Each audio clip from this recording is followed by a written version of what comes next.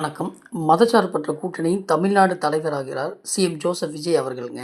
இன்று ஐயுஎம்எல் மற்றும் விசிகே கட்சிகள் டிவிகே அமைச்சரவையில் இணைவதன் மூலம் தேர்ந்த அரசியல்வாதியாக டிஎம்கே மற்றும் ஏடிஎம்கேக்கு ஷாக் கொடுத்திருக்காருங்க. திமுகவுடன் நேற்றும் இருந்தோம், இன்றும் இருக்கிறோம், நாளையும் இருப்போம் என்ற இந்தியன் யூனியன் முஸ்லீம் லீக் கட்சியின் சார்பாக ஷாஜகான் அவர்கள் அமைச்சராகிறாருங்க. அதேபோல இது எங்கள் வாழ்நாள் கனவு என்கின்ற விடுதலை சிறுத்தைகள் கட்சியின் சார்பாக வன்னி அரசும் தாவேகா அமைச்சரவையில் இணைகிறாருங்க.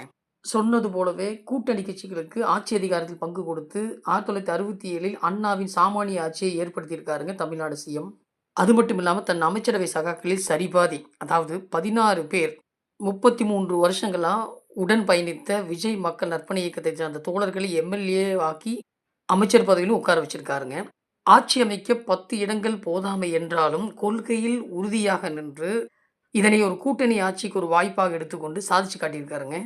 நெருக்கடியான சூழலிலும் கொள்கை எதிரியின் தயவை நாடாமல் அரசியல் எதிரியின் சிறு கட்சிகளுக்கும் உரிய அங்கீகாரம் அளித்து திராவிட கட்சிகளுக்கு முன்னுதாரணமாக தேர்ந்த அரசியல்வாதியாக மாறியிருக்காருங்க நம்ம தமிழ்நாடு சிஎம் அவர்கள்.